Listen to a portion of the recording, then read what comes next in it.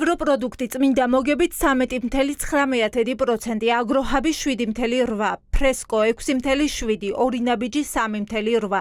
ეს წმინდა მოგება ნახა მსხვილმა ქსელურმა 4 მაღაზიამ გასულ წელს. ამ 4-დან მინიმუმ 3 ქართულ ოცნებასთან დაკავშირებული ბიზნესია. ყველა სხვა ქსელს იმ მონაცემებით, რომელიც BMG-მ გაასაჯაროვა, მოგების მაღალი მაჩვენებელი არ აქვთ.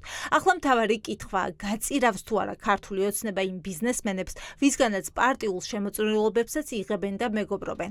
თვითონ გამოიწვიეს თავისი არა თანამიმდევრული და არასწორი პოლიტიკით ფასების ასეთი ზრდა, ეს იყო ფულის ბეჭდის გამო, ფულის მასა არის 2.5-ჯერ გაზრდილი ბოლო 5 წლის განმავლობაში, ეს არის ბიზნესისთვის არასტაბილური გარემო შექმნის გამო და შესაბამისად ბიზნესები ევაკუაციის რეჟიმში გადადიან ნელ-ნელა და ასე ზუსტ მარჟები და ყველაფერი იზრდება ხოლმე და ანტიმონოპოლიური და თანასწორი კონკურენციის საქმიანობის არასათანადო განხორციელების გამო და ეს სამი საკითხი გამოიწვია ზრდა. ირაკლი კობახიძე ფასების ხელოვნურ ზრდაზე პასუხისმგებლობას სადისტრიბუციო კომპანიებსაც აკისრებს, ვის ეკუთვნის ეს ბიზნესი. ერთ-ერთი მსხვილი ქართული იმპორტიული კომპანიაა გაგრა პლუსი, გამაგრილებელი და ალკოჰოლური სასმელების იმპორტიორი, რომლის თანადამფუძნებელია გიორგი მახათაძე. ის ქართული ოცნების შემომწირველია მრავალი წელია. მოხდება თუ არა ისიც სუსის გამოსაკითხთა სიაში უცნობია. ერთ-ერთი ვისაც საპარლამენტო კომისიაზე პასუხებისთვის დაიბარებენ, დისტრიბუტორთა ასოციაციის ხელმძღვანელია. ვამბობთ, რომ არის ეგრეთ წოდებული cashback-ის გადასახადი, რომელსაც იხდის დისტრიბუტორი, რომელსაც იხდის წარმოებელი. იმიტომ რომ მიძულებულია იმ მოცემულ რეალობაში იმისთვის, რომ ოპერირება შეძლოს.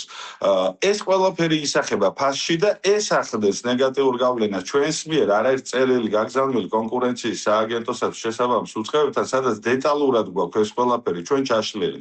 და ფიქრობთ, რომ ეს დადებით როლს შეასრულებს, არსებითად ვერ გადაჭრის, მაგრამ ყველა მწარმოებლისთვის და განსაკუთრებით მცირე და საშუალო ბიზნესისთვის ეს იქნება ხელშემწყობი. ამიტომ თანხმედრაშია პირიქით, მაგიტომ ჩვენთვის ცოტა ბუნდოვანი არის და არასწორი ინფორმაცია მიაწოდეს სავარაუდოდ პრემიერს ჩვენს პოზიციასთან დაკავშირებით. როგორ შეიძლება ფასები შემცირდეს სწრაფად? სპეციალისტები ამბობენ, რომ ახლა ბერკეტები მთავრობის ხელშია, რომელსაც შეუძლია ევროკავშირის ქვეყნების მსგავსად დიფერენცირებული DGG დააწესოს. ყოველი 10 ლარიდან, რომელსაც მაღაზიაში იხდით, 1 ლარი და 18 თეთრი მთავრობას მიაქვს. თუ ეს გადასახადი პირველადი მოხმარების პროდუქტებზე შემცირდება, მაშინ პროდუქცია გაიაფდება. ასეა ევროკავშირის ქვეყნებში, სადაც მაგალითად ალკოჰოლზე მაღალი გადასახადია, კარაქსა და პურზე დაბალი. რომ მოხდეს კომპენსირება პირობითად თუ საკვე პროდუქტებზე, გარკვეულ საკვე პროდუქტებზე დაიკლებს DGG-ს განაკვეთი და იტყვის სახელმწიფო, რომ ჩვენ ზრუნავთ ჩვენს მოქალაქეებზე, აბატონო, დავაკელით კარაქსზე პირობითად და 3%-ს ავიღებთ 18%-ის ნაცვლად, პურზე 0% იყოს, იმიტომ რომ არსებობთ მნიშვნელოვანია.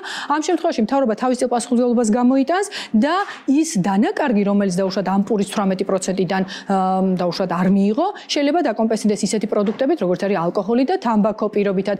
რამდენად მაღალია ის ფასები, რასაც ქსელური მაღაზიები მეწარმეებს უწესებენ. ხომ არ არის შესაძლებელია ამ ფასების დაწევა. მცირე მეწარმეებს ისეთი გადასახადის გადახდა უწევთ პროდუქტების გასაყიდად, როგორიცაა მაღაზიაში შესვლის გადასახადი, დახლის გადასახადი. ეს კი პროდუქტებს კიდევ უფრო აწვირებს.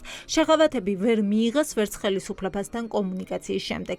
გარდა იმ პროტოკოლური აუცილებელი კონტრაქტში დაუშვათ გათვალისწინებული გადასახადებისა, რომელიც ითვალისწინებს ეს ურთიერთობა, აქვე უცებ წარმოჩნდება ისეთი გაუთვალისწინებელი ხარჯები, რომლებიც გაურკვეველი, აბსოლუტურად გაურკვეველი წარმომავლობისაა.